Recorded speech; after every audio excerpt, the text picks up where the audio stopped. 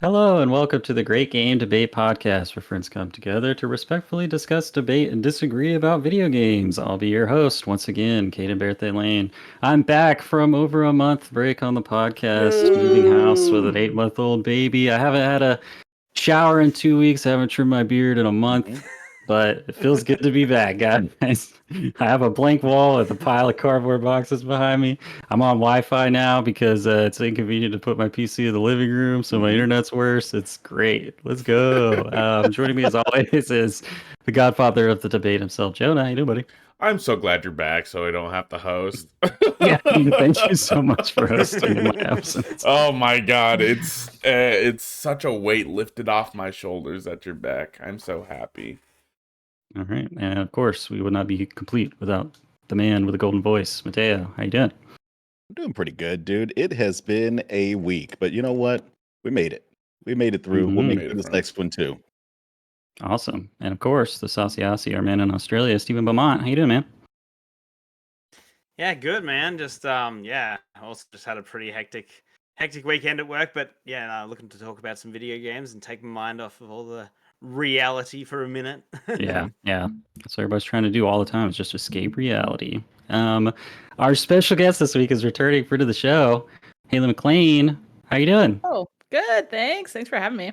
Yeah, we're so happy to have you back. Thank you so much for returning to the show and taking time out of your, I'm sure, busy schedule. I think you just moved house too, so thank you so much. Yeah, I moved back in November, so I'm a little bit lazy when I say I just moved. It was a while ago. Hey, if it's less than a year, you just moved. I think That's those valid. are the rules.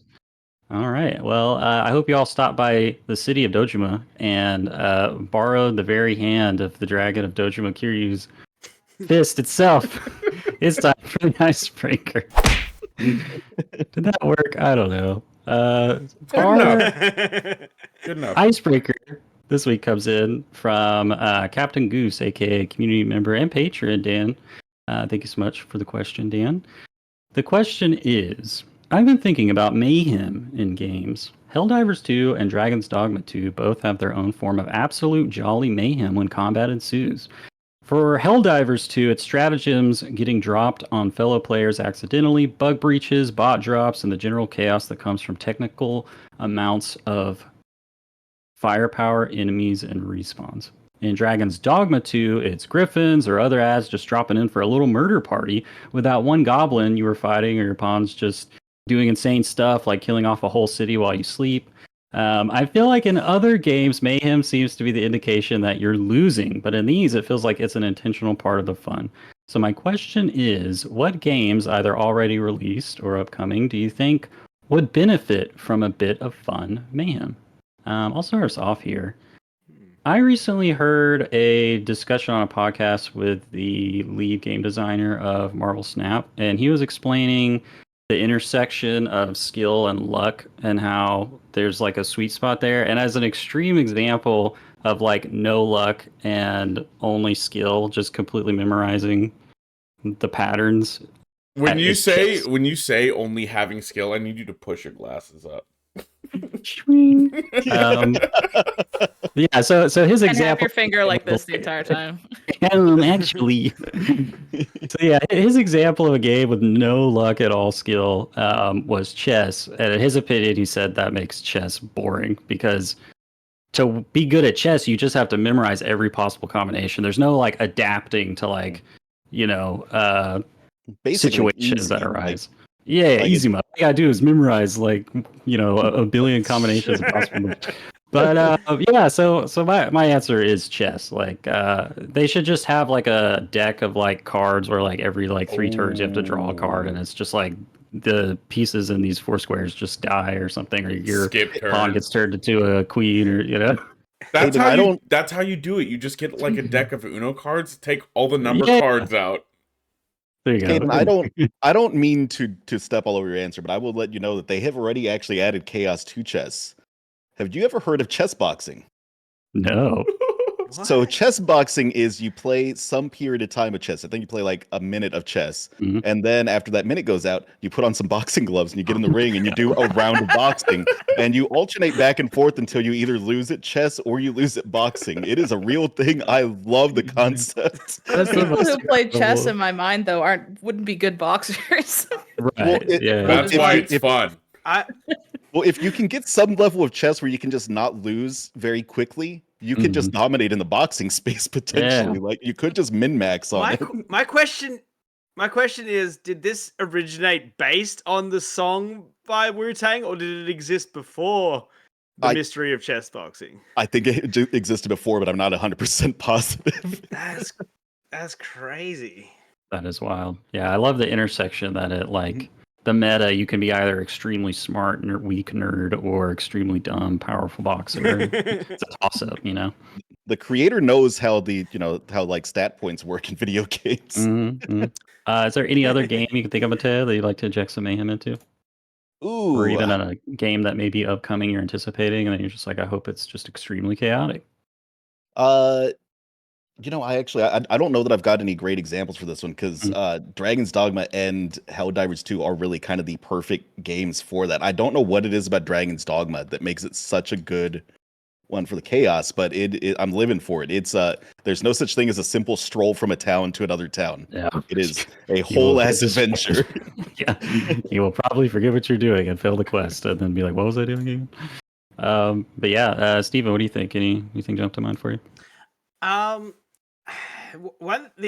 It's definitely something I would like to see implemented better is obviously the one game that has a lot of chaos if you want to in entertain yourself with the chaos is the GTA or Red Dead series, but it never really leads into the RP at all. Like, it's like, do you want to just go have a bit of an arcadey experience, go get 5 stars and all that sort of stuff, or go get a massive bounty and get chased by the Pinkertons or whatever? But then you just like go to jail, you pay off your fine, and nothing changes about the world really. Like they added the morality system in Red Dead 2, but it's very fabricated. So you're saying you want to have your criminal record in GTA?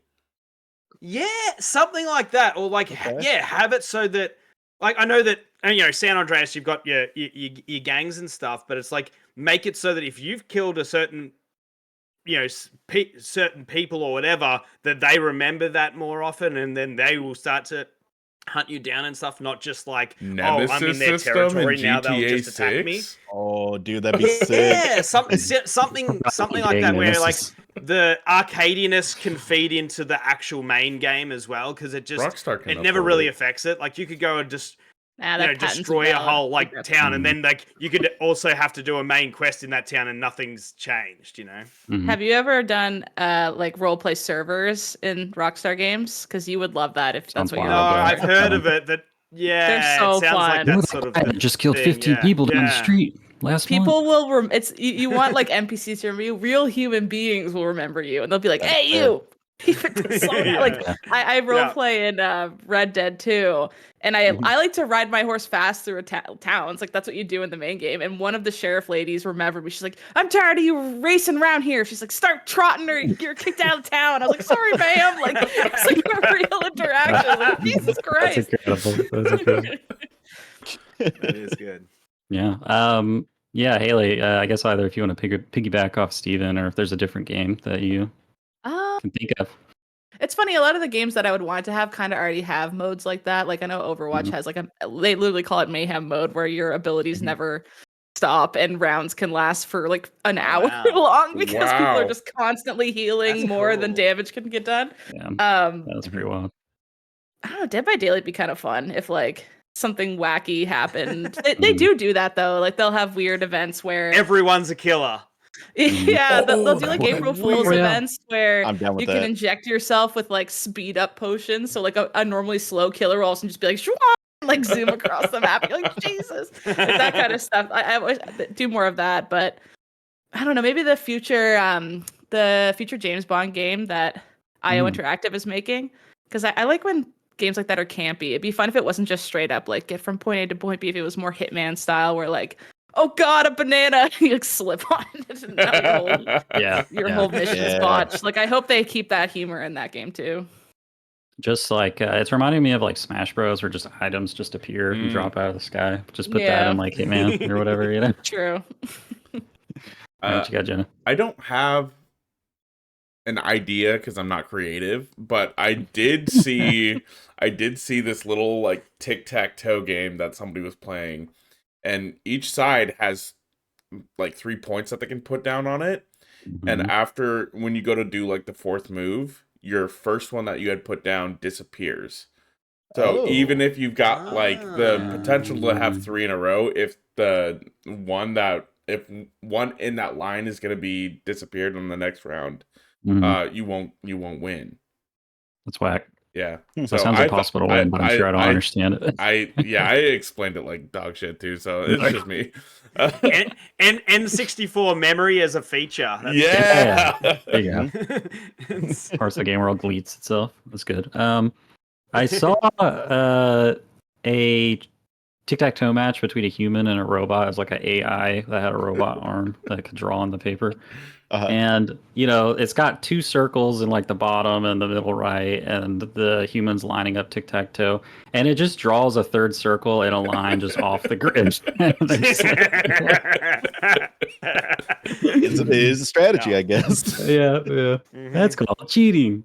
Yeah, cool. Well, my last suggestion is I have vivid memories of getting my ass just absolutely handed to me in Tekken by my like 6-year-old brother, because he would just mash the controller as fast as he possibly could, and somehow he would just input random combos that were just completely unpredictable and would kick our asses. And you know, we're all like 9 years older than him at least.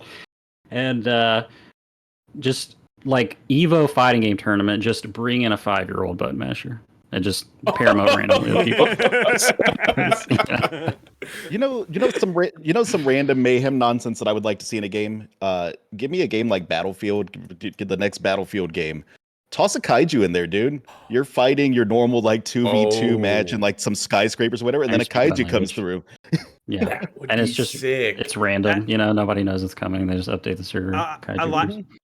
I like the button masher kid in the fighting game, but I also think like just to even the playing field, but also it makes all these experts learn their controllers inside and out, is that if you're up 2-0 in like finals, then you have to invert your controller upside down and play reverse upside down. Or go from a fight stick to like playing like on a gamepad instead. Yeah, exactly. Playing it on a controller. You have to use a DDR dance pad or Guitar Hero controller or something. Yeah. Exactly. Just a handicap in the 3rd round. That'd be sick. All right.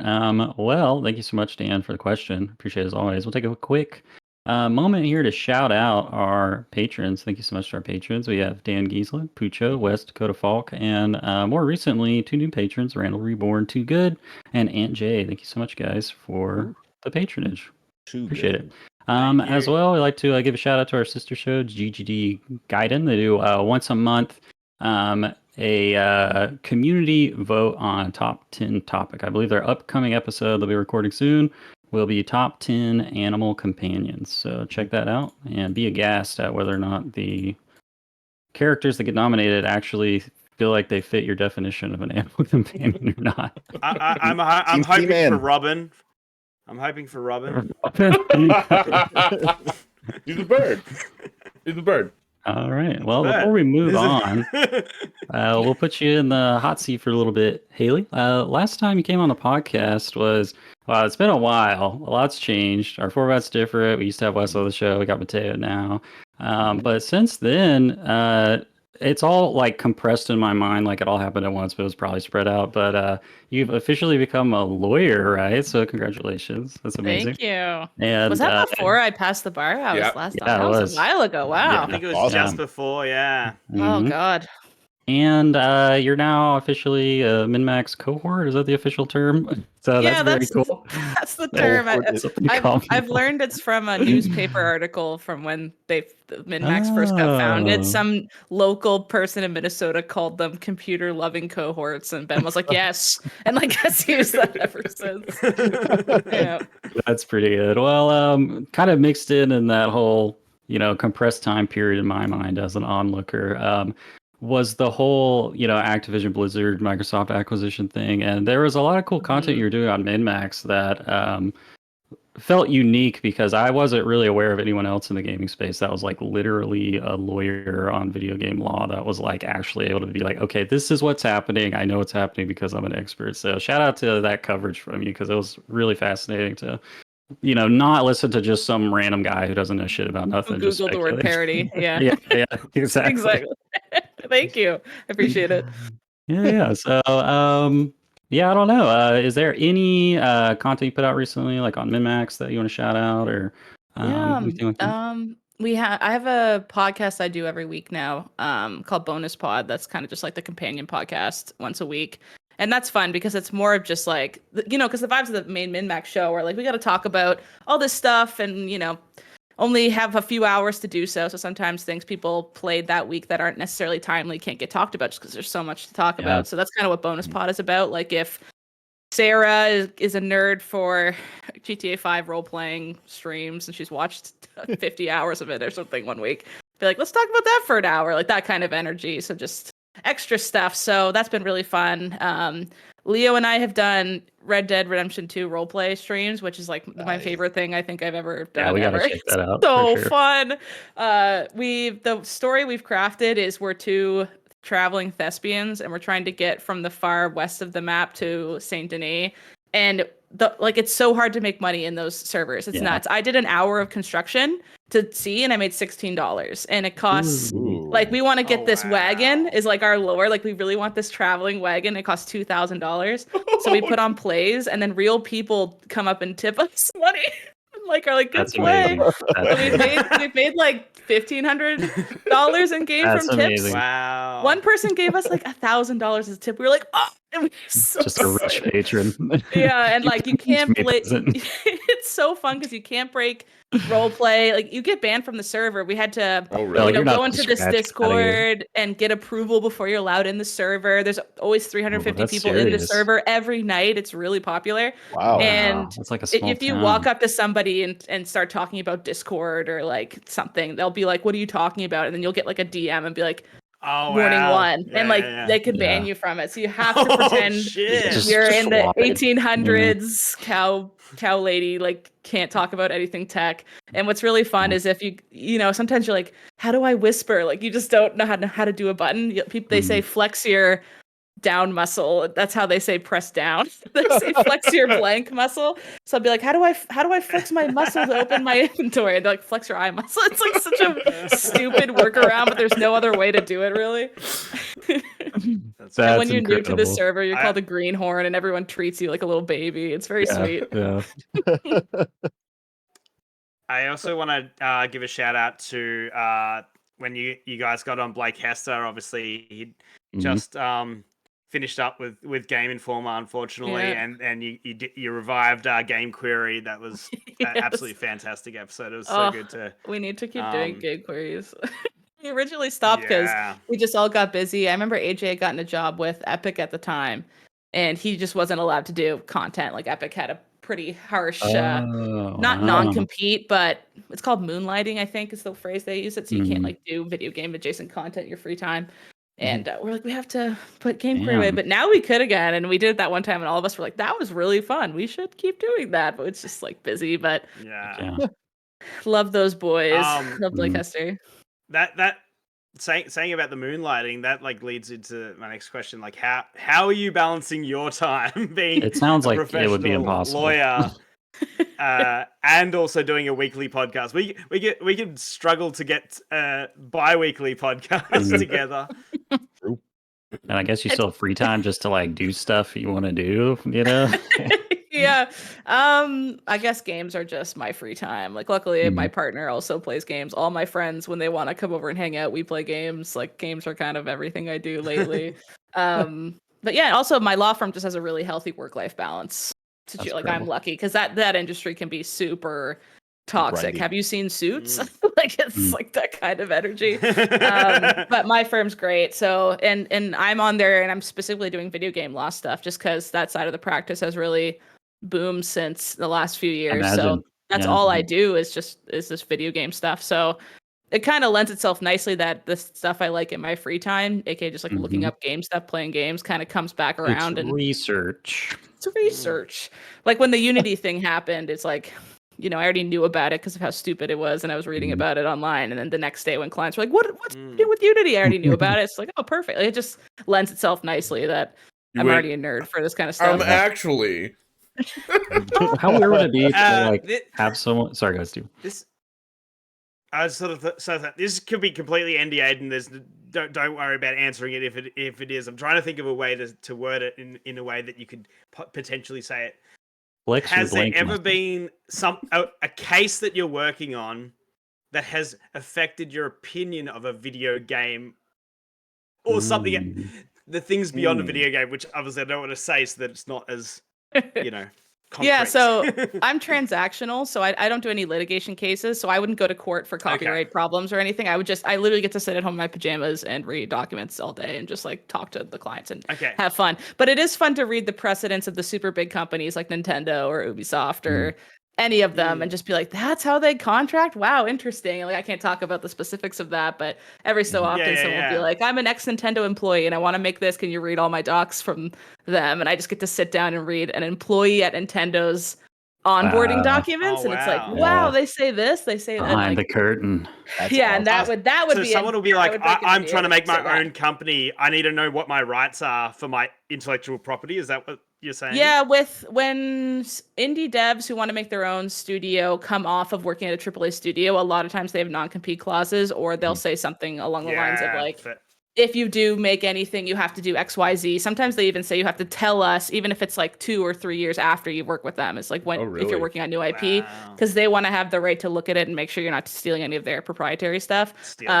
Honestly, a lot of that we say like might not even be enforceable anyways. It depends on the jurisdiction, but they still are like nervous that if they work on something for a bunch of years, then some company would just be like, oh, let me see, that's ours. Like that actually has some of our code in it, we think, and then they'll try to argue it's part it's owned like by a bully, them. like beating up a kid at recess and taking his lunch money.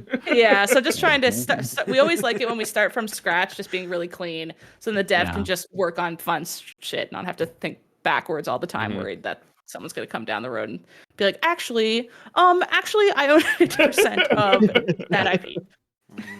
Oh man, that's what Unity was hoping. They're like, oh, can you just pay us more? That's gonna be that was the stupidest decision I've ever seen. That's like all I do is look at publishing agreements, and as soon as they said that, I was like, they're gonna backtrack that in 2 days. That's the dumbest thing I ever heard. It's not gonna work.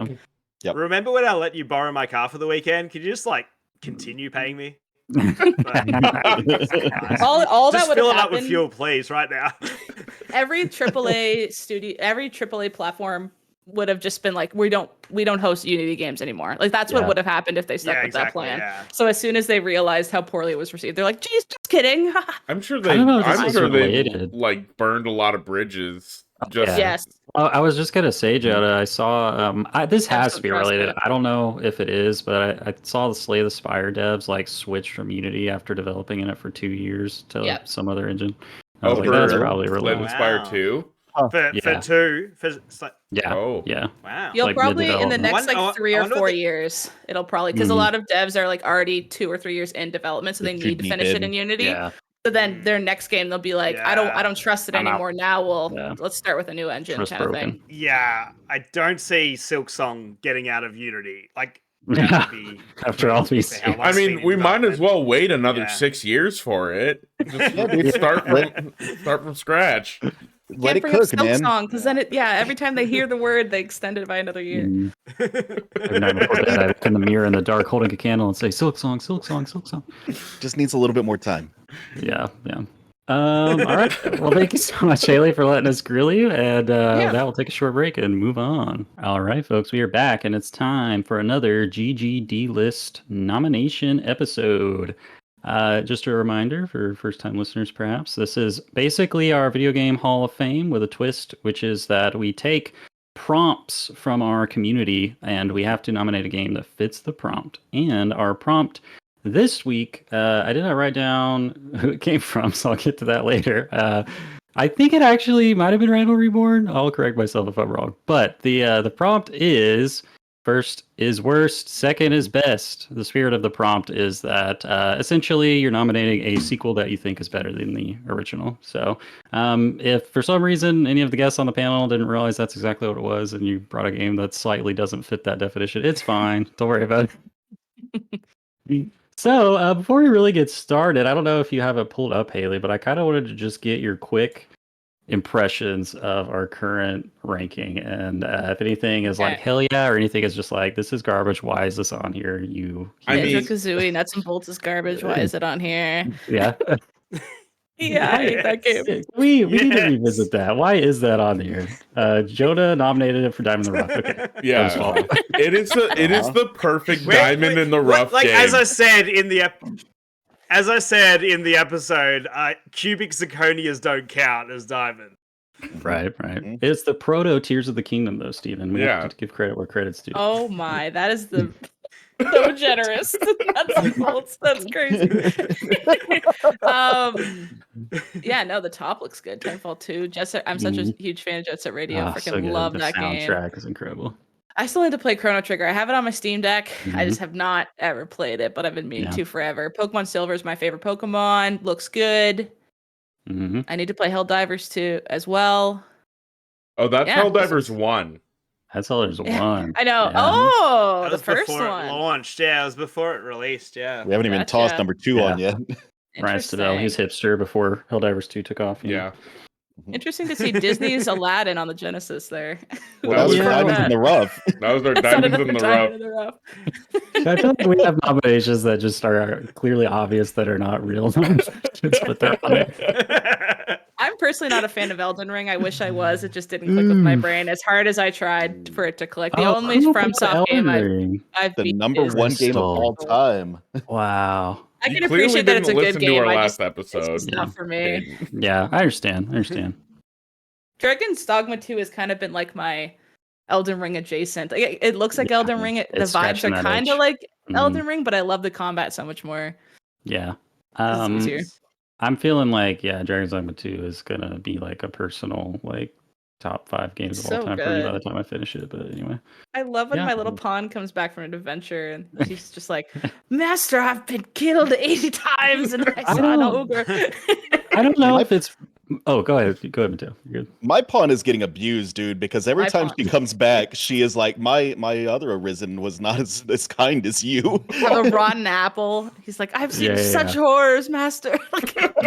You know, the rotten apple is it's supposed to be a tip off that your pawn has dragon plague. Like that's the community's agreed upon signal. Yeah. So throw your pawn in the ocean. Yeah. Oh no! I've heard them mention that, but I've heard my pawn be like, I've heard a rumor that pawns have a disease. I'm like, what are you guys doing with each other when I'm not around? Yeah, they do imply that pawns they have get like STDs or something. Yeah. All right. On that note, it's time for nominations. As our guest, Haley, I'll let you decide if you want to jump right into it or sit back and wait for your moment to strike. I'll jump right into it. I got my game locked and loaded. All right. First is worst, second is best. Haley, what is your nomination? Alan Wake 2. Oh, that is a really good pick. That makes a lot of sense. That's a really good one. Hell yeah. I'm so Remedy pilled. It's crazy. Yeah. Rightfully so. Rightfully so. And it really only happened this year. I mean, the first Remedy game I played, because Max Payne 3 doesn't count, even though I did play that first, but it doesn't count, is Alan Wake. Because 2 was coming out, and last year I really was trying to play games I never played that had sequels coming out, and I was like, I'll give it a try. And I loved Alan Wake 1, and I was like, oh my god, I love what this game is doing, so cool. And then Alan Wake 2 is just that times 8 million. It's just everything that studio's learned over the course of the last 30 years condensed into this awesome masterpiece product. Did you play Control before Alan Wake 2? Okay. Yeah. Okay. I was like, it's necessary. It's so necessary. I played Alan Wake and then Control right away, and then Alan Wake 2 came out like the week after I finished Control, so it was like the perfect runway. I loved how involved it was. Oh god, I could gush about Alan Wake 2 for. I just played Max Payne, like the first one, 2 weeks ago, because I want to play 1 and 2 before the remakes come out, and it's so fun to see like little traces of where they landed with Alan Wake 2 all these years later. Like I won't spoil, but there's like one moment where he walks up and reads a paper and he says something very specific. I was like, right there. That's the Remedy thing they're gonna love to do. It was so fun. Yeah, that's great. That's a great nomination for sure. Yeah, shout out Alan Wake 2. It seemed like to be like the one game last year that in the wake of devastation that Baldur's Gate 3 left was able to sweep up some awards, so I've got that thing purchased and just haven't, I'm Dragon's Dogma 2 pilled right now. It's probably gonna be 150 hours before I finish that, and then maybe I'll get to Alan It's Wake so 2. good. The music alone in that game is like the best video game music Just ever. seems like a holistic, high quality artistic experience from everything works in tandem aspects. to just make one insane experience. That's even sometimes I'm like, is this a game? Sure, what's happening? And one perspective I want to get on everybody's takes is for Alan Wake 2, for you specifically, then Haley, is it like, okay, it's just better than the first game, but I still like the first one, or is it like, it is worse, it is trash, first game is trash, don't play it? Like, the first one isn't bad, but 2 is so far and large better than the first one that it makes it look bad in hindsight, even though I just played it. Like, I played it and I liked it, and I was like excited, and then as soon as I played 2, I was like, what the hell was that? This is everything they wanted to do probably back in 2000 whatever when Alan Wake 1 came out.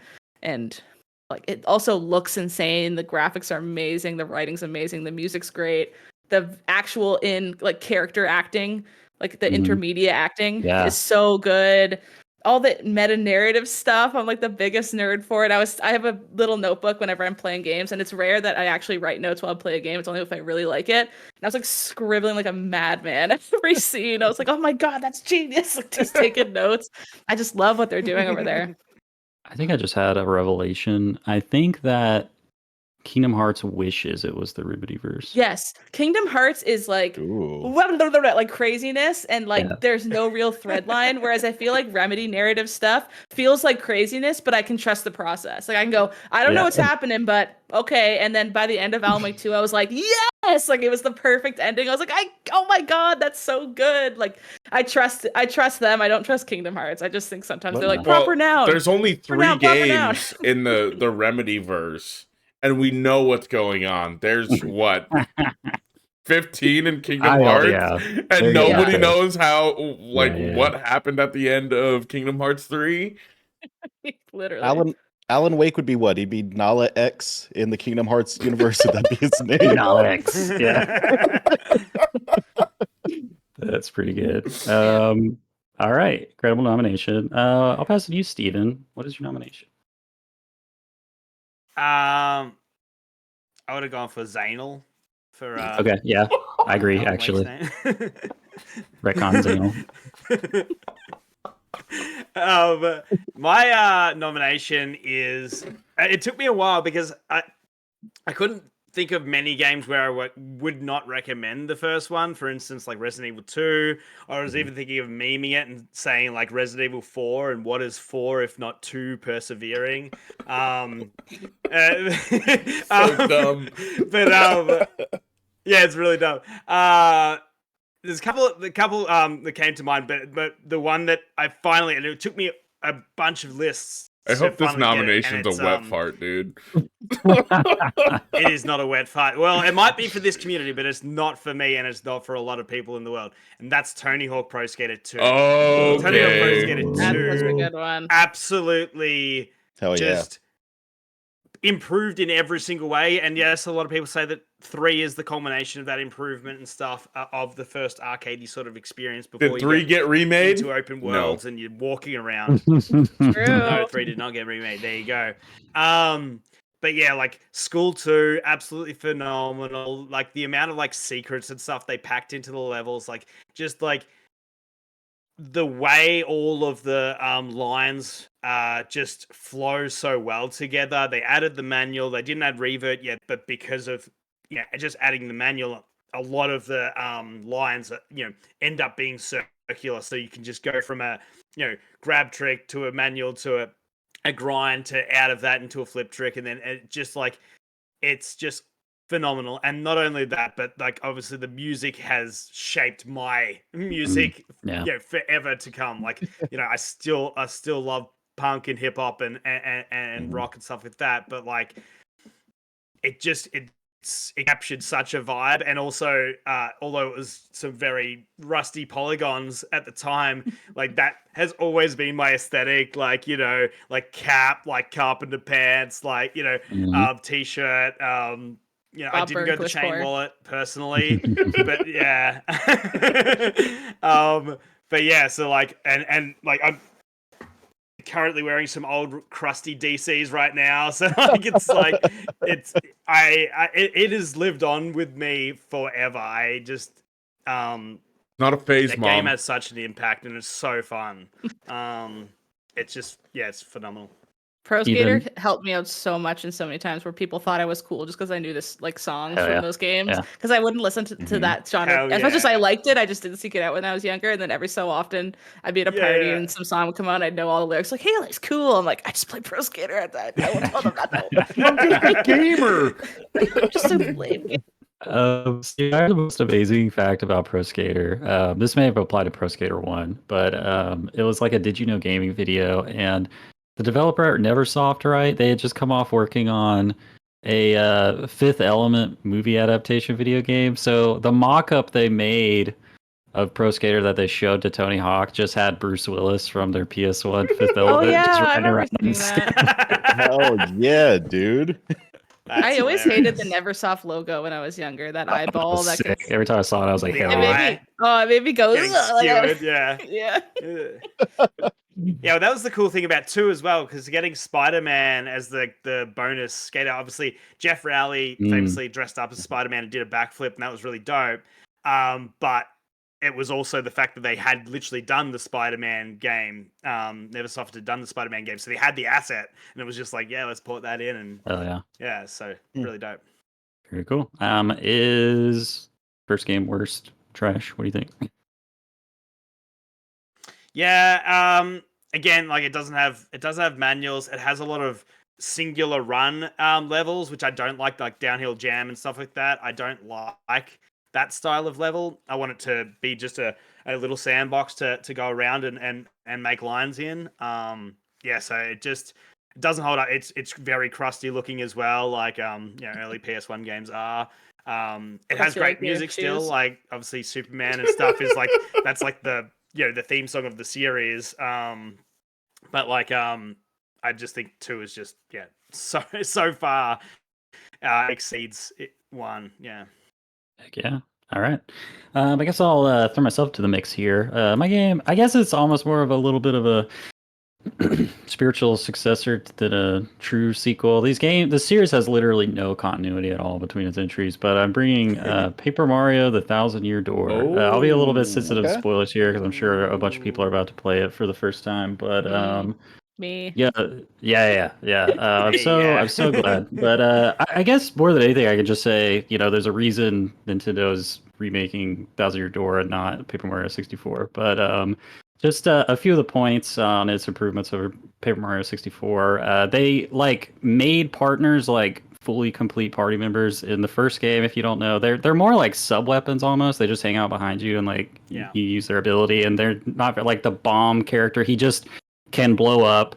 Then he can blow up and hit all ground enemies, and then he can blow up and hit all enemies. It's like not a lot of depth to it, you know? So they have HP, they could equip badges, they have like varied abilities with like utility and stuff. The game's just like more like fast paced, you just get into it. The first game, like it's like 2 hours of going through a region and like fighting mini bosses before you even get to the first town. And during that whole entire period, you don't even get access to the action command systems, which is like the trademark, you know, where you like smash the button to charge up your hammer, or like hit A at the right time on a jump. You don't even get that for like the first couple hours of the first game. But also, Thousand Year Door added paper transformations. It's kind of wild, you know, when you think back to the first game, doesn't actually have paper transformations. So, you know, you can turn to a paper airplane to glide across gaps or roll up into a tube to like fit under a gap or whatever. How did they not do that? I was like, come on, guys. Why are they paper then?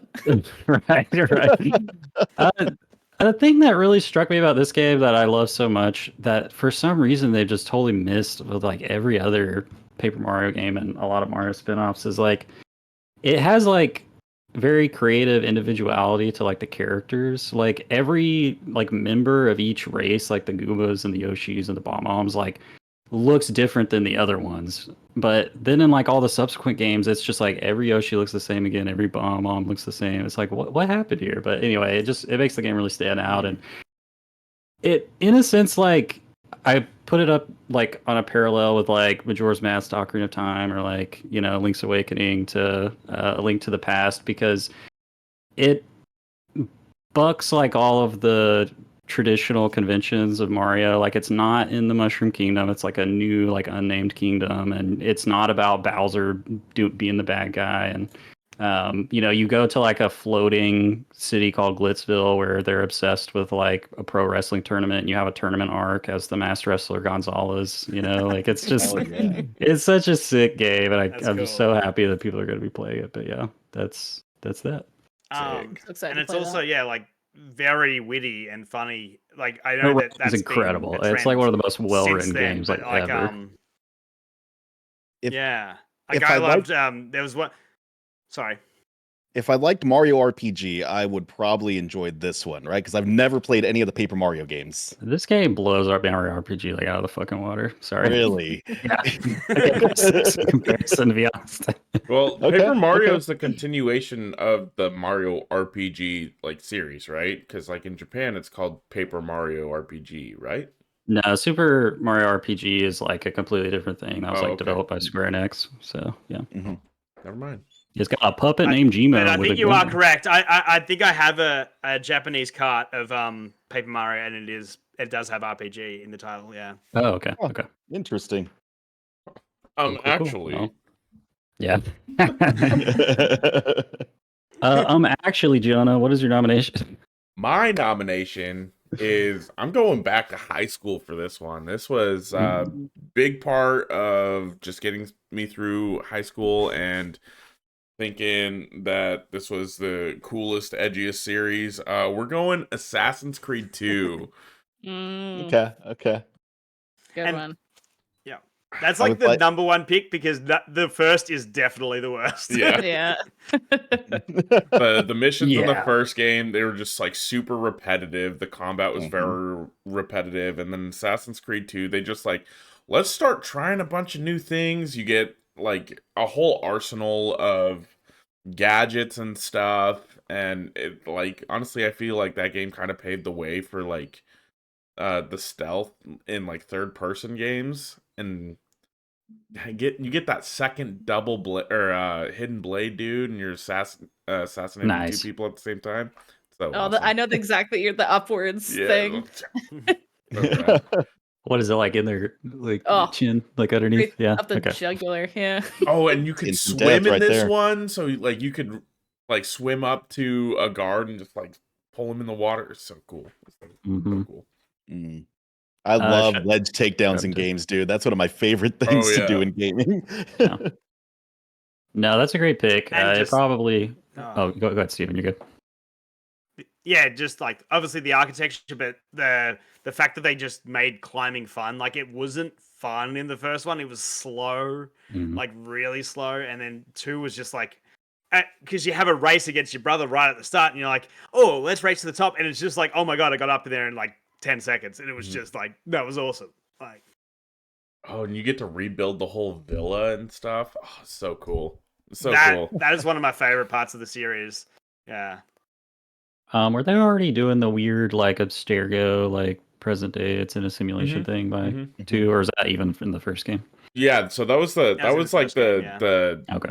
like hidden narrative of the first game is that you're actually Desmond Miles controlling Oh, that was like a twist. the whole thing, and they just when they marketed Assassin's Creed, they just showed all the assassin stuff, which is Yeah, fair yeah. because it's the main part of the game. But when you actually play it, you get to learn that it's actually like a modern day story, and they're learning Abstergo's done- learning stuff about. Have they done anything exciting with that since? Apparently, in it's that gotten wild. It's Has it like really? super crazy and blown up. I stopped playing after they switched to like actual It went full RPGs. Kingdom Hearts with it. Yeah, It went super Kingdom Hearts vibes that I was like, oh, I don't care. I was just super wanna into show the people. modern day story, but like, yeah, it's crazy now. Like, Mm. in the later ones, every time they flip to the modern day stuff, I'm like spamming X to skip the cutscenes. It's like that kind of Stop energy. break. The older ones were a vibe though. When Mhm. it first got revealed, you're like, whoa. All right, Assassin's Creed 2. Mateo, what was your nomination here? I think that I'm bringing one for all the smooth brain dummy boy bro gamers. We're talking about shooting stuff and making it fun and making it better than the first one. We're talking Borderlands 2 is what we're Let's talking go. about. Because Borderlands 1 was fun as hell. I've got fond memories of that one. When Borderlands 2 was about to release, a buddy of mine, we stayed up for 24 hours to play through Borderlands 1 in its entirety again. That's legendary. And then Borderlands 2 released, and we played an hour or two of that before we were like, fuck this, we're too tired, let's go to sleep. Mhm. So I got a lot of love for Borderlands 1, but man, Borderlands 2 just blows that game out of the water, dude. Yeah. There's actual color in Borderlands 2. Borderlands 1 is just all gray and brown. Yeah. It was The that era of that time. the character dialogue has been punched up. The humor is, you know what? It's edgy teenage boy humor, but I ate it up. It was the perfect time for that game to We were come out at in that my age, life. yeah. What did you think of Borderlands 3? I'm curious. I actually really, really like the gameplay improvements they made. I think that the movement, the maneuverability of the game itself, the shooting feels better. The storyline's all right. I would put it above Borderlands 1. I would put it below Borderlands 2 Gotcha. in terms of story. But I mean, I wish I could bring all the mobility enhancements they added into Borderlands 3 into Borderlands 2. Mm. It is pretty cool being able to slide and mantle things. I but Did yeah. anyone play as anyone other than Zero though in Borderlands? Yeah, not me. Zero is. He's just too cool. Cyborg Ninja. Know yourself. Zero is 100% the raddest character. Although I did like Bloodwing. Mordecai's Bloodwing combination was a lot of fun. It was great. Mateo's the number one fan for the movie. He's really excited for it. Oh man, I am so stoked. So as far as Borderlands 1 goes, is that like, yeah, it's cool, but Borderlands 2 is just better, or is it like by comparison that's trash, don't play it, or what? I think it is 100% the worst in the series at this point. I don't think that it holds up. I don't think I would go back and replay that one. Watch the synopsis. Yeah. All right. I played Brick in Borderlands 1 and just loved punching guys right in the face with an explosive fist. That was where it was at. Borderlands 2, I was all about Krieg. It was all about that. It was all about He's Krieg, the guy man. that wields two long guns at once. Was that him? He's the big psycho. Oh yeah, DLC character. Oh, okay. dude, because he just had the craziest builds you can do. He had a build where he would just set himself on fire randomly, and then he would stop using his. Then he stopped using his weapon, and you had to run around with his axe, like just fighting people with that. He was so wild, cool. so chaotic. Cool. I loved it. All right, amazing. Well, we managed. Oh, go ahead, Steven. I was just going to say, before we start to rank them, do you want to just do the top 10 so we have an idea of where, if any of these are penetrating and how high are they going? Yeah. It's also, I just want to quickly give a shout out. The fact that no one said Halo 2, I feel really bad, but like that really should have come up in this one. Halo 2 is such a freaking banger. Should we rattle off some honorable mentions if anyone has Sure. any? Yes. It was hard to pick. Sims 2, way better than Sims 1. And it's low-key better than Sims 4, I think. Uncharted 2, Spyro 2, Roller Coaster Tycoon 2. Uncharted 2! Uncharted 2, yeah. Can I change? Super Smash Brothers Melee. And low-key Wii Sports Resort. I love Wii Sports Resort. Really? Really? That game's so fun, and it's better than Wii Sports in every way. It's like, what if Wii Yes. Sports had a lore? It's like, I Wii Sports fumbled Resort is. so bad, dude. I should have put Uncharted 2. I've got two honorable mentions. Number one, Fallout 2, best Fallout game in the series. Fight me. Nice. Obsidian. Let's go. My other recommendation, my other honorable mention, just left my brain because I have a smooth brain. So come back to me. My honorable mentions, as I said, Halo 2, that was just underneath Tony Hawk Pro Skater 2, because a lot of the other ones, I think that the first is still great, and so I wasn't thinking first is the worst, but Mass Effect 2, big one. Mm. Age of Empires 2. Okay. Street Fighter 2. Street Fighter 1 is actually dog shit, like 100% bad game. Yes, it is. RE2 and RE2R, obviously. Of course, yeah. And Arkham City, but I feel like Arkham Asylum's amazing, so it's kind of like it just didn't fit the vibe. Yeah. Sure. Mm. But yeah. All right, cool. I'll throw a few out there. Actually, for me, fitting the bill perfectly, this prompt would have been Evil Within 2. I'm one of those people that Ooh, just yeah. absolutely thinks the first game is complete dog shit. And I skeptically played the second game and was like, oh my god, this is one of the best survival horror games ever. Yeah. So in that vein too, Dead Space 2 as well. I think those two games are really just like modern classics that are like literally two of the But best is survival Dead horror games. Space 1 bad though? I In don't comparison to Dead Space 2, yes. Okay. Oh, wow, interesting. I don't We think I've played heard Dead that Space 2 often. over the last That's couple years, interesting, and yeah. I was like, "Holy shit, this game is fucking good!" So Yeah, right. Didn't Go they just replay it. shelve? Didn't they just shelve the remake of Dead Space 2? Mhm. those are the That's what I rumors. heard. EA Isn't that the came rumor? out and said that it was never happening to begin with. I don't know who you want to choose to believe, but Disappointment. it doesn't get That's better like than when you shooting- you don't get picked for the team. You go, you know what? Didn't want to play anyway. Actually, Do you have any honorable mentions before we move on? I remembered my other one. It was Okay. it was a stretch though. My other one was Vigilante 8. And I was gonna say it was Nerd. the second one to come out of that vehicular like combat Twisted Metal series. That's why it's the Okay. second one. Nice. Okay. Superior to Twisted Metal in every single way. oh wow, Absolutely every single way. Mm. The Super better hot series. I am blanking on the name of the game. It was like a 360 series where you could like jump from like the different buildings and stuff. And Ooh, yeah. Crackdown 2? Crackdown No. 2. I was thinking something Crackdown right 2. Oh wow, interesting. Yeah, Crackdown 3. Crackdown Oh, 2 man. is so They much better fumbled. than Crackdown 1, dude. Oh my god. Mhm. Yeah, right. Yeah. I think that Alright, awesome. might be my only one. So, our current top 10 counting down from 10 is Helldivers 1. Hell yeah. Oh yeah. Hell yeah. The original Final yeah. Fantasy 7. Number 9. Number 8, Chrono Cross. Ooh. Number 7, Sea of Stars. Oh, bless your heart. Number 6, Jet Set Radio. Hell yeah. I need the music to be playing now, dude. Yeah. Titanfall 2 is number 5. Yeah. Classic. Bang. Stone Cold Classic.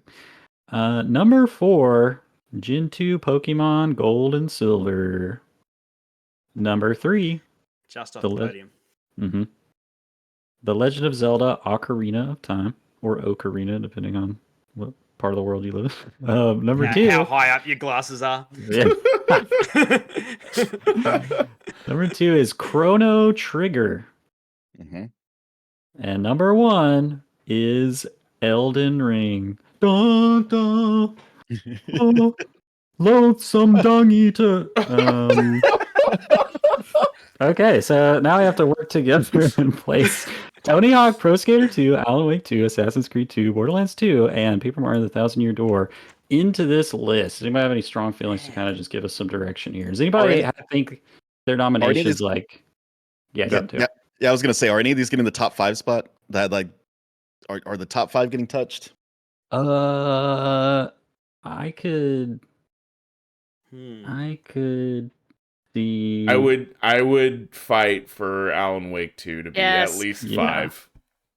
Jonah, I saw you raise your hands in excitement when I gave that one. I was like, I no lie. love that No. game, dude. I love game's the so good. min-max conversation you guys had last year, and you were just fighting for it. I was like, yeah, Oh, Taylor, so- go! So you're willing to push Jet Set Radio down, is what you're saying? Sure. Titanfall 2 down. I'm willing to put She can Titanfall do 2 whatever she down. wants with Why? Jet Set Radio. I don't know enough about. To be honest with you Yeah, guys, Alan Wake 2. The thing about the thing about Remedy is that combat isn't that great, and Titanfall But- 2's combat is world class. Oh, that's true. however, a game is more than the sum of its parts. Mhm. Saga's gameplay Um, is... Yeah. So we What can about 6 tentatively- then? I mean, I'm fine with it being 5. but it's up to you guys. I mean, personal opinion, it would be a 1. So if Mhm. that helps. I don't think we're getting it that high. I mean, I'd be okay with Alan Wake at 2, because I have no real big personal attachment to any of the other games that are top 5 personally. So I'd let it go number Interesting. 3. 3? Wow. Number 3. I would- No I would- way. I would let it- I've been trashing on Ocarina of Time ever since it's been incepted at number 1 from the start, but it's just because it's a meme. it was an It's a incredible fan. game for its time. It's still fantastic. And right now, it's yes, the it current looks like time when trash Alan Wake and it 2 is an plays- incredible game. we all know that these top 5s are just holding places for Baldur's Gate 3 until we find a reason to weasel that one into here. Oh yeah, that would be. We But actually Baldur's did the Gate- friends we Baldur's made along Gate the 3 way. is just gonna be 1 through 5. Man, I don't know. I'm personally Just not start at 5. Remedy pilled. I think they're overloved personally, but that's just But me. that's because you're like a gameplay focused. I'm a gameplay focused person. So yeah. I have That's not fair. Yeah. I have Oh, not it's getting played dark the I've not played the second Alan Wake game. I do know that the first Alan Wake game, I loved everything about it except for the gameplay and the game itself. The second one is just I like the idea of it. the narrative stuff they do in Alan Wake 2 is unlike any piece of media, full stop, I've ever seen, I've ever It's experienced. It's completely unique. nuts. Like there's one scene, and this isn't, I won't spoil anything, but Sam Lake, who's the director of the studio, is sitting on the couch talking to the actor who plays Alan Wake, and they're all in character. And they're breaking the fourth wall, obviously, but not in the annoying, tropey way, in this crazy way where it seems like on surface level they're breaking the fourth wall to just like the player and watching the content. But then they're also breaking the fourth wall to like the history of Remedy as a whole, because Sam Lake is Max Payne's face. And then the voice of Max Payne's voicing his character Alex Casey. And then also they can't do that because they don't own the rights to Max Payne anymore. So they're tongue-in-cheeky trying to be like, I'm Max Payne, wink, wink, and like talking about the history of their studio, all within like a 3-minute conversation with real-life actors playing those characters. And I was just like, oh, like it was just so fun. That's And like awesome. you do have to know a lot of back stuff for that to really be fun. But I think even without the background knowledge, it's like, what is happening? This is such a crazy time right now. Okay, so are we How much putting do- it at 6 then? Is that where How much we're? do I have to enjoy Twin Peaks to really get into Alan Wake 2? Yes. I am Yes. more than happy for someone to chaos list move it up at some point. I think 6 is good. It has room to move somewhere from someone else's movements, or if more of us play it over time, we may appreciate it more and make it go higher. I think it's a good spot for now. Sorry, listeners, we got Robo Steven. We Yeah, could but- just get Robo Steven. I'm currently trying to remember how to work Google Sheets. So you guys talk amongst yourselves. But where did you fall with Alan Wake? Well, let's put it at 5 or 6. Let's put it at 6. Oh, you do want it at 6. Let's Okay. put it at 6. I heard someone say I could give it at the 3 spot, and then we quickly bumped I'll it come back at the down end. to 6. That'll come at the end. I'm just kidding. 6 is great. I'm a guest here. I may have messed the list up, but we'll go with it. Anywho, It looks good. yeah, I think I didn't accidentally delete anything from the list. But so we tentatively have Alan Wake 2 at 6. Anybody have any strong feelings about any of the other nominees? Like, well, Jonah, we'll just go to you with Assassin's Creed 2. Is there like something somewhere that jumps out on the list that you'd want to put it? We'll go from there. I think where's Shadow of Mordor? I think it needs to go above Shadow of Mordor. So because I feel like without Assassin's Creed, we wouldn't have a lot of that for Shadow of Mordor. I think that. Nah, we'll put it right below Shadow of Mordor. Right below. Push. It's definitely above Just Cause 2. It's somewhere in that little nook Yeah. there, Yeah. I think. Yeah. I don't really feel strongly about that placement. That It feels works for me. right. That feels right. You don't feel strongly about that placement? As in, like, I'm fine with it. Like, I don't think okay. it's worse than any of the games below I it see. or anything like that. Except for it's worse than Issei Lacrimosa Dana for sure. We need to get that. We need to pump that up. It's pronounced Isvai. Get it right. Oh, It's sorry. East by. Isvai. Isvai. Okay, let me see if I can. What about you, Robot Do Steven? this Any correctly. thoughts? Robot Steven has left the building. He may have left the building for now. Okay, so we've got Assassin's Creed 2 in there. Without wake up, boy's gone. Exactly. Mateo, we'll jump to you for Borderlands 2. Where are you feeling this thing? I think it's a similar spot, honestly, to Assassin's Creed 2. I don't know exactly where. I think it might go above. It would definitely go above Shadow Mortar for me personally, but I don't feel super strong. I don't think it needs to be a top 10 game. I will tell you that much. Sure. Yeah, I'd put Borderlands above Shadow Mordor. Okay, well, as long as you agree with that. That's cool. I'd put it above Mario Party 2. I was just thinking above Mario Party 2. Okay. I was thinking that 13 spot looks pretty good. Maybe Honestly, 12. Yeah, I'm not a Pokemon guy. I'm shooting 12. Yeah, I would move Pokemon Red and Blue down. This is our moment to knock Pokemon down while Steven's not here to defend it. So that is true. But it's Red Blue is kind of iconic though.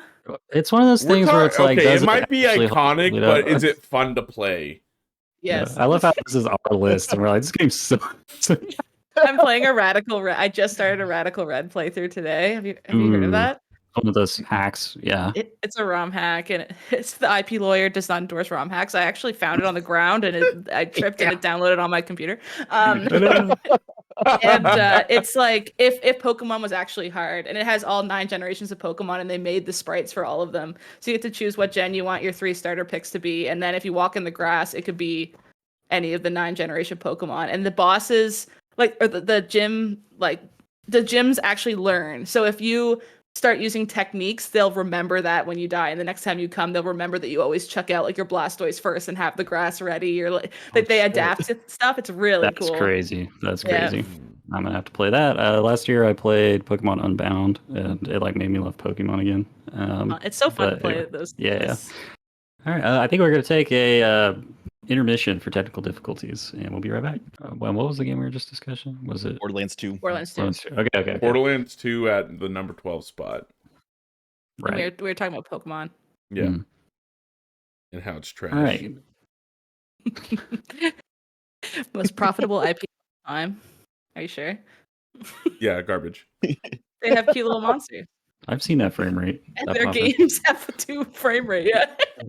Worth billions. Guy has a tongue scarf. Yeah. You just don't understand. Got a I tongue would not scarf, all right? I would not enjoy having a tongue Steven. scarf, dude.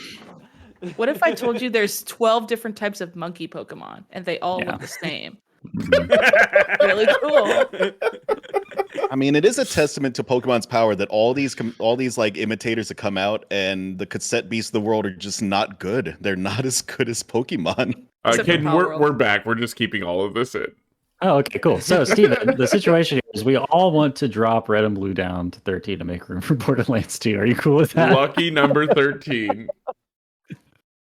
He's like, how did we get here? I can't understand. Silver and Gold is 4, so there's still some Pokemon rep on the list. Yeah. That's very high.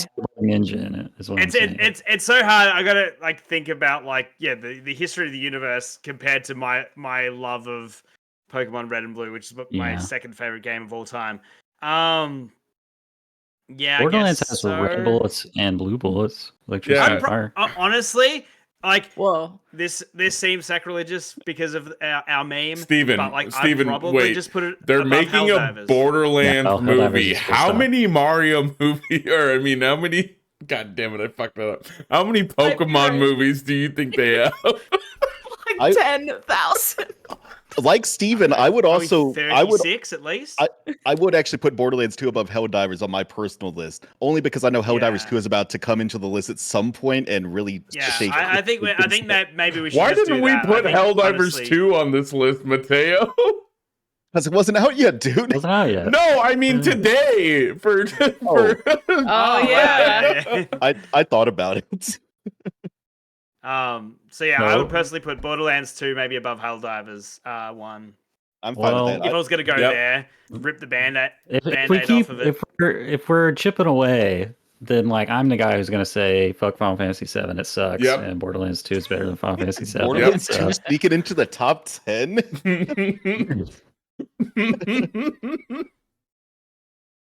I put more time in Borderlands 2 than I did in Final Fantasy 7. I think that could go to a vote. I think that could go to a vote. Put it at 10. Really? Yeah, put it at 10. We got 3. I would we got personally 3 5. 3 to 5. Well, then yeah, okay. Then the Well, motion I'm carries, speaking I for guess. Mateo. Are you in That's favor? that's how the court of law works, doesn't it, Haley? Or could we file an injunction against this list? Well done. I just Yeah. Good job want to with hear the your equitable thoughts, remedies. like how does putting Borderlands 2 above Final Fantasy 7 sit with you? I don't know if you're Final Fantasy 7 pilled. I am totally on board with it. I mean, I've only played Borderlands 2. I played 20 minutes of Final Fantasy Remake on a plane. Okay, To be so you don't fair, the care dude about it. beside me was like, "Wow, that looks insane." I was like, "Thanks," and then I was like, "My stomach hurts," and I turned it off. I still haven't started playing it yet, but I intend to. And it definitely was the game's fault. That Final stomach ache. Fantasy 7 hurt Haley's stomach. It deserves to go down the list. Garbage. It's like Starfield making me barf. Starfield, more like Fixing this. Barfield. All right, it sounds like it's top 10. Is the joke that sounds like Garfield? Which also doesn't make sense, but it's kind of funny in its own right. Ryan will be proud of us. Garfield, more like Starfield, Barfield. Okay, so Steven, that brings us to Tony Hawk Pro Skater 2. Where do you see this baby sitting? Man, this one's tough because 27. I wasn't really looking at top 10, even though I think it's Not for absolutely 26 phenomenal. You went to 27.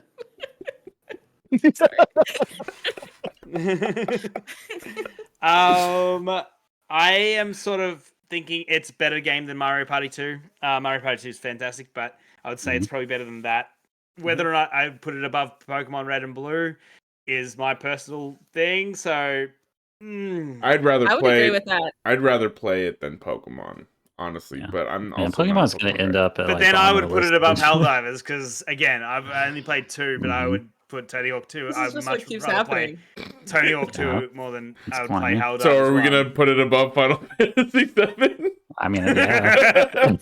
You know, Again, who wants to play Final Fantasy 7 OG right now compared to Steven, listening to Blood Brothers and like grinding down rails at school too? Like, Hell yeah. Steven, let me just toss this out here. Let me just float an idea.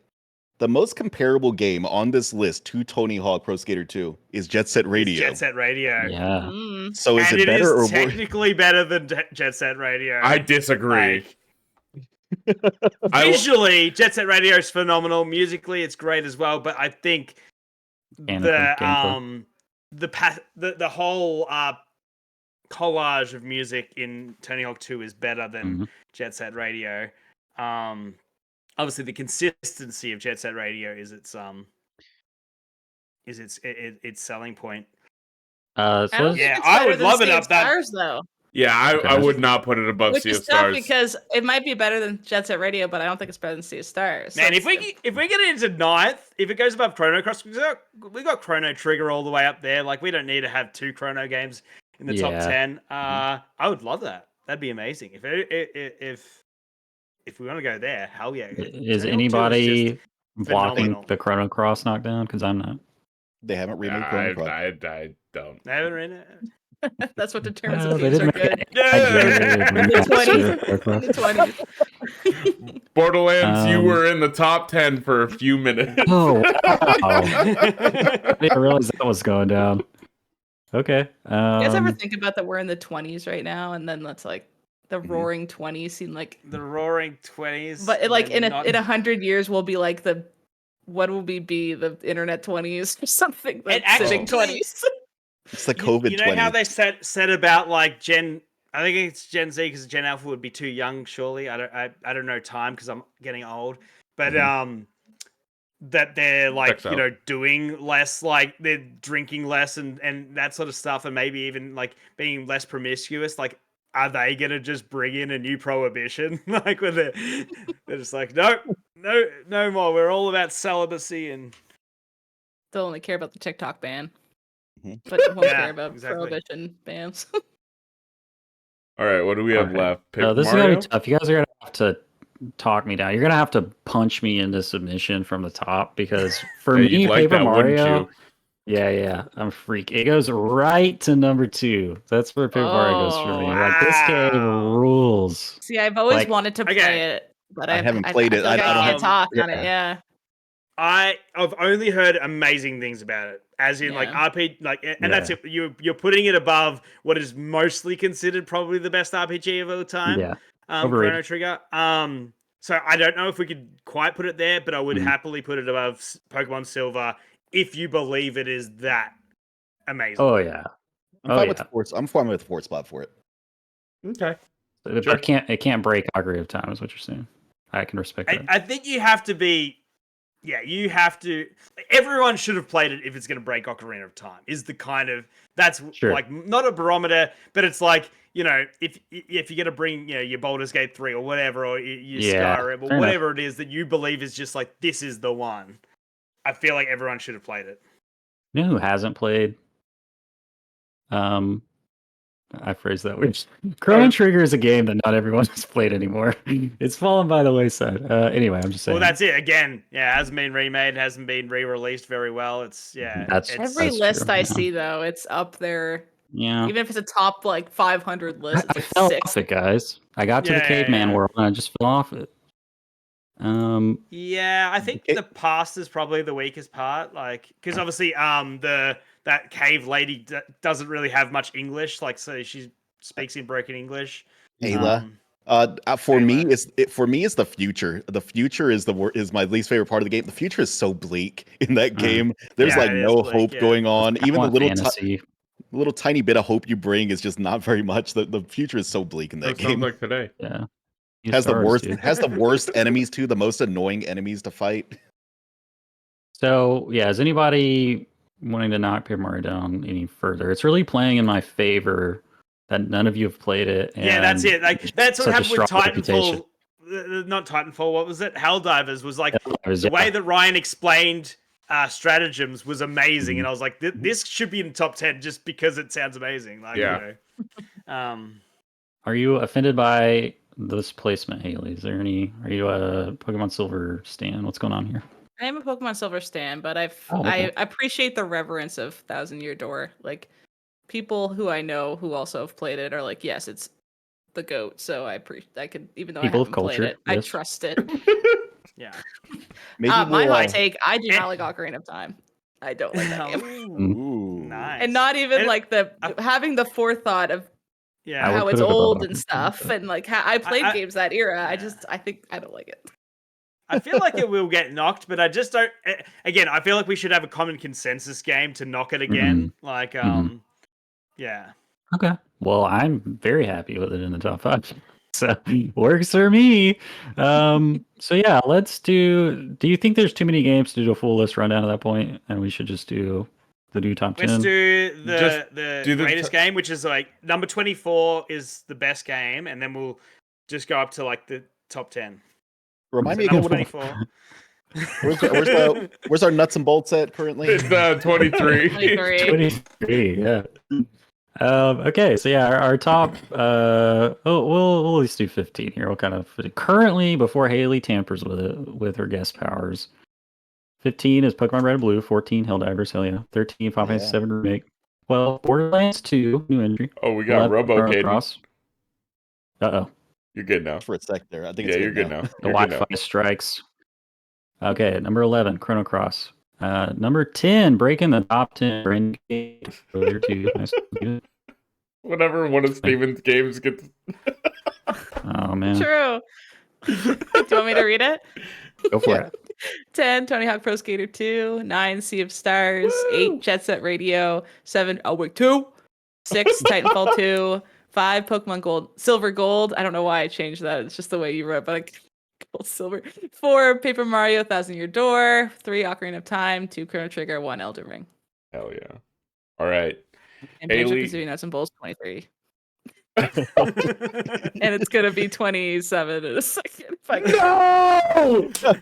No, dude! Oh.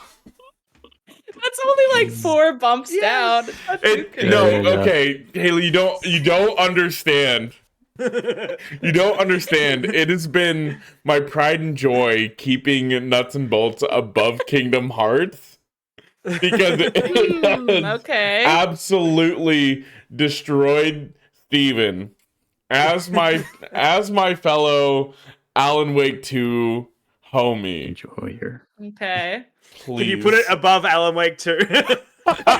No. If you're gonna drop it, at least keep it above Kingdom Hearts. Okay, I will do that. It'll be 26. Or whatever Wow. number it is if it's not last after Kingdom Hearts. Is that your final answer? That's my final answer. You could have moved Ocarina. I could have. But that's how much I hate. That's Yeah. I agree. I strongly agree. Oh, Steven, Okay, this let's is see for here. you. You gotta Okay. respect the Alan Wake 2 Solidarity. support. Hell yeah. It's official. Banjo-Kazooie has been knocked down to 26. Everything else has been moved up, which means Tony Hawk Pro Skater is back in the top 10, baby. There you go. No, it never left. It never left. Sorry. Never mind. Oh wait, yeah, that wouldn't affect that. No, the way I was with you for a second, I was like, that's how numbers work. Hell yeah. Very strong nominations. A lot of the nominations today made it pretty high. So There's very, so many very nice twos work. in this list now. It's Yeah. like two. People are starting to realize that just because a game was important at its time doesn't mean it's better than its sequels. We're getting there. All right, cool. Yeah, well, that's the end of the GG list segment for this episode. Go ahead, Steven. So why didn't you bring Majora's Mask? I thought people would get fussy about it not being literally the second game in the series. So, you know. Fair. All right. Time But for it's quick a break. direct sequel. Time for a quick break. Time for a quick break. Welcome back, everyone. We have skipped the pitch to save a bit of time today, so we're jumping straight into the game. And since we last did the great movie debate, I wanted to segue out of that with this stunt casting quiz, which is to say, famous movie actors, TV actors, whatever, have appeared in video games in the past. I'm going to list off a show or movie that they've been in. Then I'll say the character's name. And then finally, I'll say what video game they're from, and you have to guess the voice actor. So jump in at any time when you think you have the answer of the actor. And Rebecca. I didn't even know. It's Troy Baker. It was. You're right. Oh, that's what 10 you points. said. That was actually all the list. Yeah. It's pretty good. All right. So that's wrap it up, been guys. We're going. GGD. Thanks everyone for coming. We had a really good time. No, it's starting with I was in Star Trek: The Next Generation. Ooh. I am the narrator. Patrick Stewart.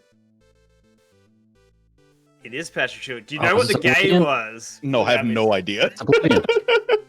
Does Jonah... Sorry? Is it Oblivion?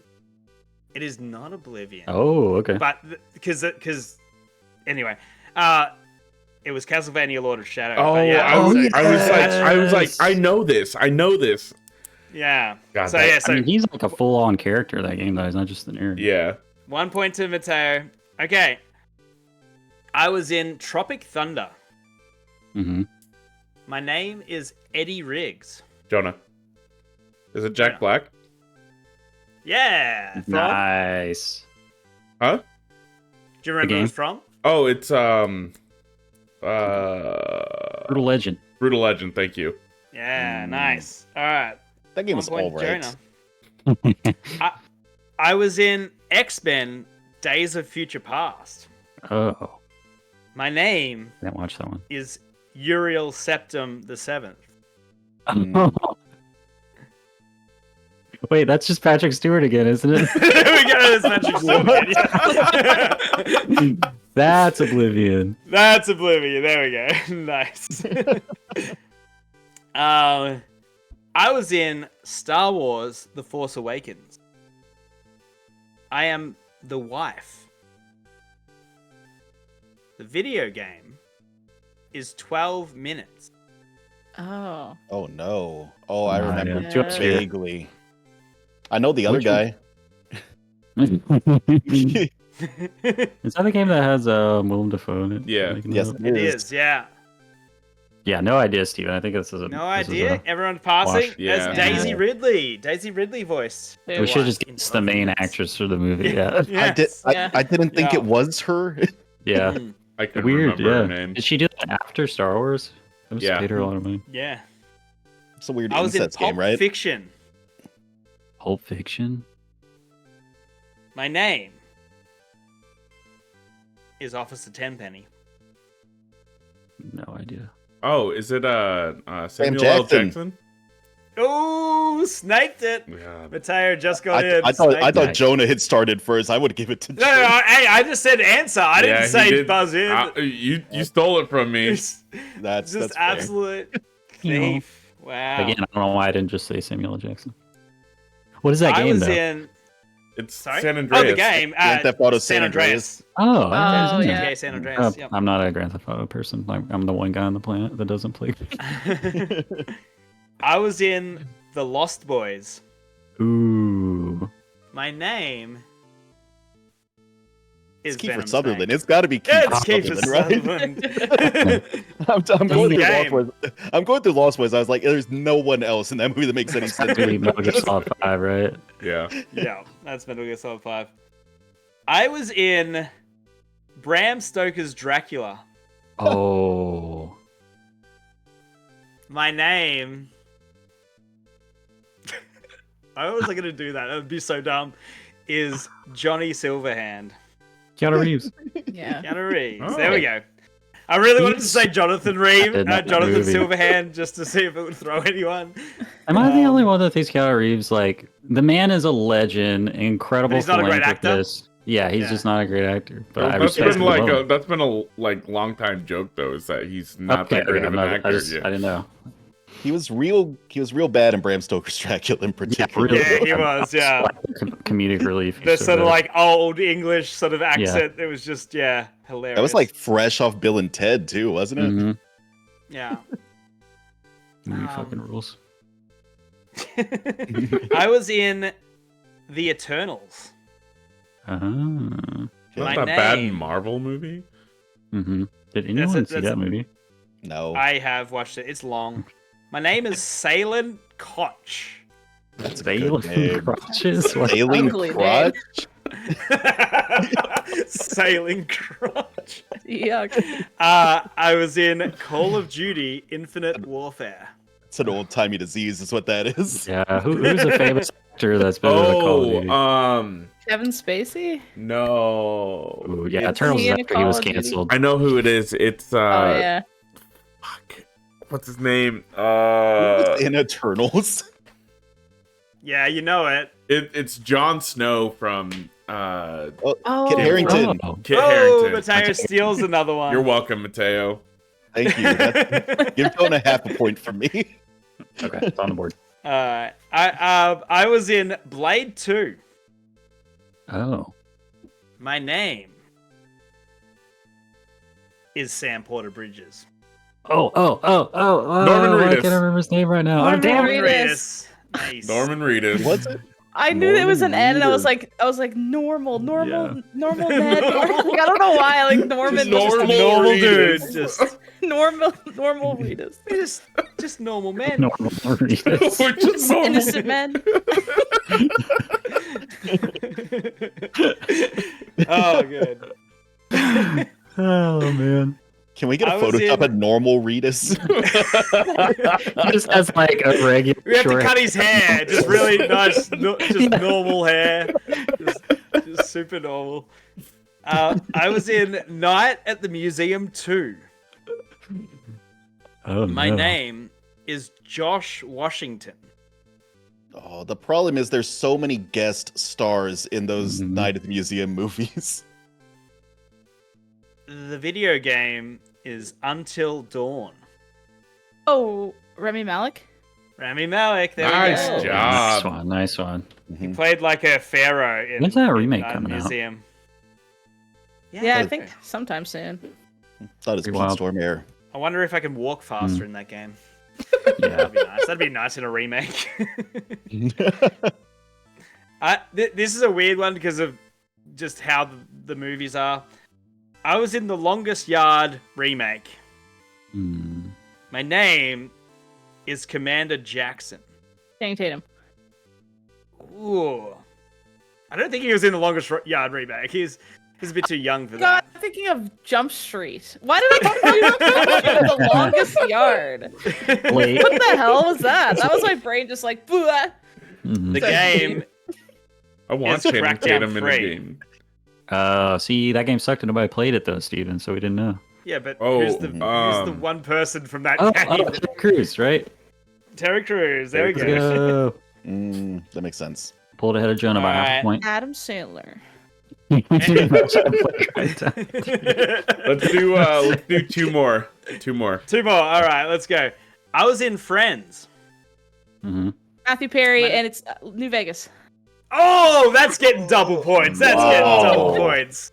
Wow. I got it right as you said it. I was like, it's Matthew Perry. Oh, What does he play in I that? remember finding him in he New plays Vegas. I was Barry. like, that's Matthew Perry. Oh, wow. the guy that kills you at the beginning of New Vegas. That's wild. I had no idea. Yeah, dude Hell was yeah. a huge That's gamer. real good. Yeah. Yeah, It's he's crazy. I've never watched Sick. Friends. yeah. That show sucks.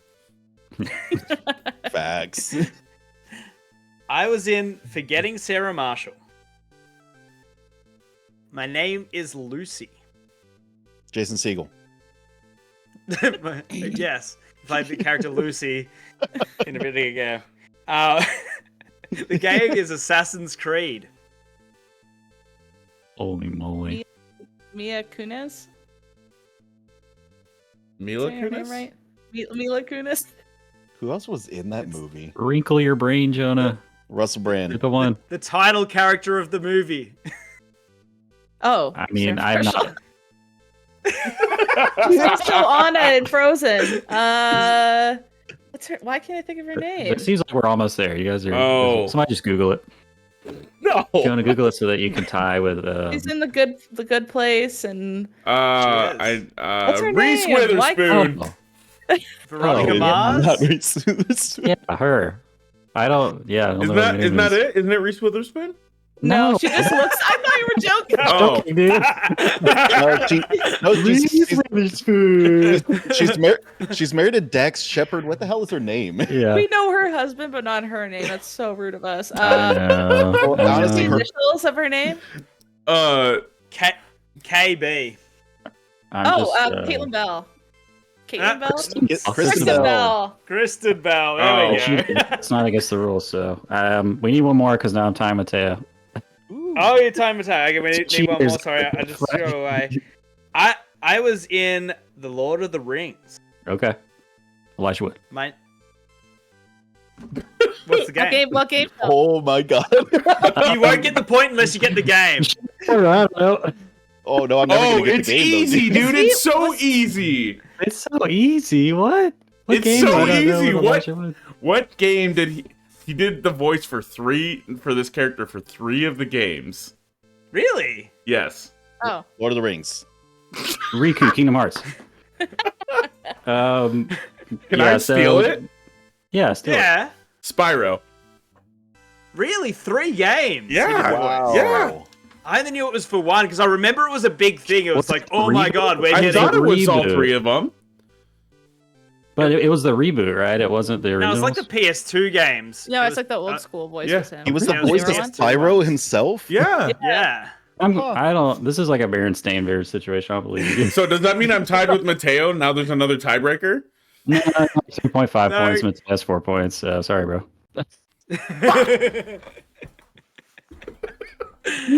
Oh, that was fun. I guess that's it. Mateo, you and I are tied for first place. Congratulations, gentlemen. Jonah, you're in second place with 3.5 points, and Haley, you're in last place with 3 points. It was a very close race.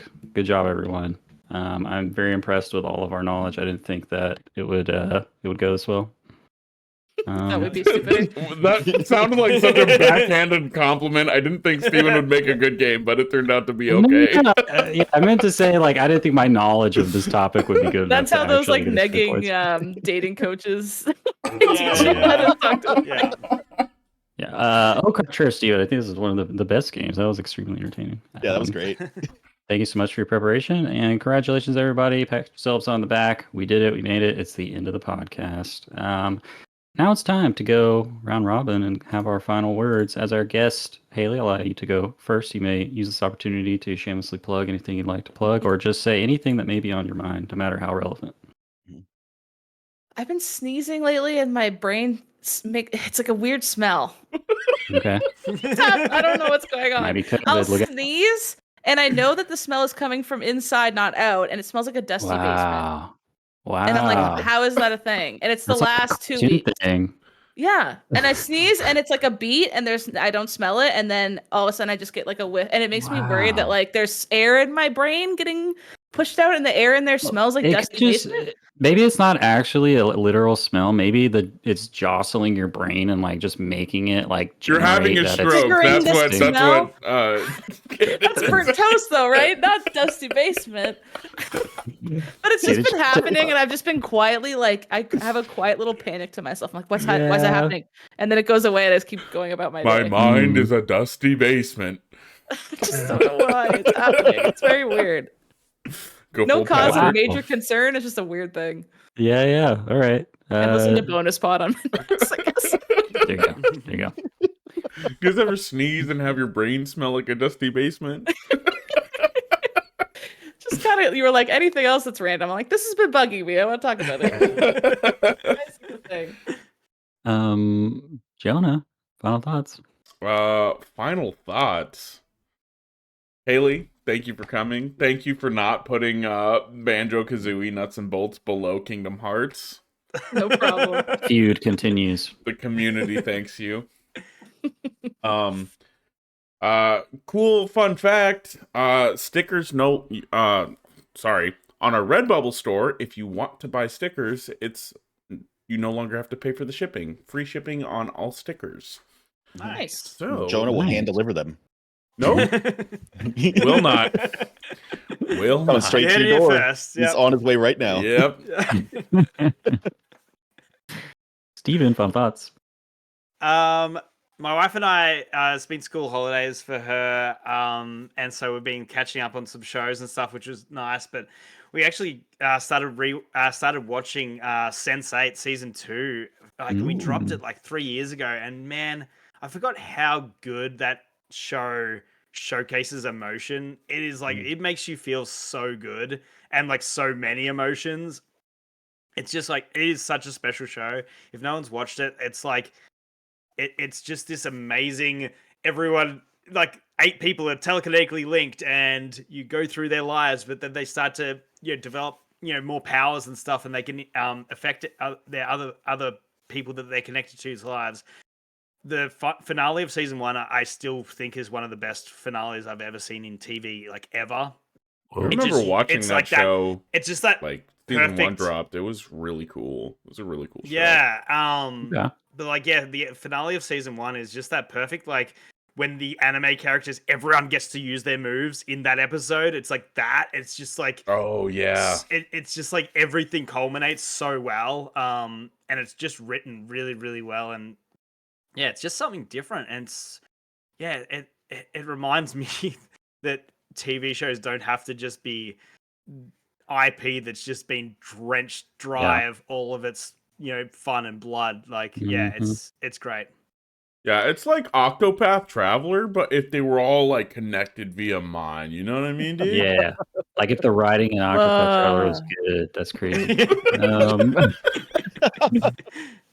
Steven, my final thought is, since you brought up a good series finale, my mind went the opposite direction to the worst series finale I've ever seen. And really good show overall, 6 Feet Under, if you've never seen it. But Ooh, okay. please, if you've never seen it, just no context, Google the ending of the last episode. It won't even spoil anything. It's so outlandish. I couldn't believe. I was just like laughing my ass off. I could not believe what they did, and like it almost ruins the entire show. It's so fucking stupid, but hilarious watch. Hilarious. It's probably actually literally comedic if you have no context of what's happening. But yeah, I've been your host, Gabe Birthday Late. You skipped Mateo. Skip Mateo, sorry. Not the rest. Because he stole so much from this from the game, right. like he just doesn't get. He's talked enough. That's true. I don't have any good closing thoughts, dude. I was at sushi the other night, and they brought us like the big sushi boats full of like salmon and yellowtail and all these kinds of things, right? And it was confirmed by the waitress that we had. So this is 100% true. If you have a boat full of sushi, the salmon is the captain. There's no other fish that's suitable to be the captain of that ship. Oh, It is okay. the salmon that is the captain of the Yeah. sushi boat. Oh, That's like- who's the Say- lowest commanding officer on the sushi boat? Ooh, I Like would a maybe veggie roll or something? Mhm. probably a veggie roll, a California roll, an unagi. Yeah. Hey, you're Yeah, not even a California roll. fish. California roll snuck on there because it doesn't belong there. Right. Like for Yeah. starters, like Stow away in a barrel. It's an imposter. Yeah, it's the stowaway for sure. What would be the pirates that attack your boat? Like fried I chicken wanna and watch this burgers anime. and pizza. It's Oh the my fried. God, I It's would the watch fried rolls. Those are the ones that are. Oh yeah, the really American Mhm. ones, like the chicken got- teriyaki roll and stuff. They've got a What are the tempura pirates? cannon that's just shooting the pirates. Yeah, that's pretty good. All right, That should be a for TV Elvis show. time. Sorry. Yeah, that's an incredible. I was idea. gonna, Somebody or a get on that. Tim Schafer game. That Yeah. like that. Mhm. Yeah. Yep.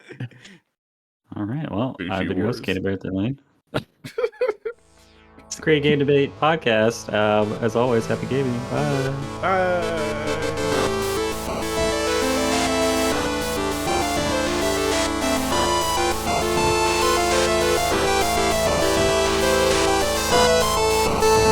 As always, a big thank you to our friend Misdriven for the music in our podcast. If you like what you hear and you want to check out more of what they have, you can pay them a visit on Twitter at MIST_RIVEN 719 or on Bandcamp at Misdriven. Thanks again for tuning in. Till next time. The sexy Sphinx came from them. He was already there. Oh, Dude, that Sphinx is creepy as fuck. I thought I was gonna get eaten. I was 100% positive I had the right answer on that yeah. first question too. There And I was like, a I'm there was about a to there was a fucking long chomped. there was a long string on TikTok where it was like people like, hear me out. It's like it's less hear me out. The random little videos that people are clipping where they're just jumping on its boobs and stuff, and it gets like they get thrown off. Swatted It's up. just like everyone's just I don't know. so horny in that game. Man, I am not as much of a degenerate as I thought. That I didn't even try to jump on her boobs. Yeah. What a gentleman. Mhm. This is a safe space.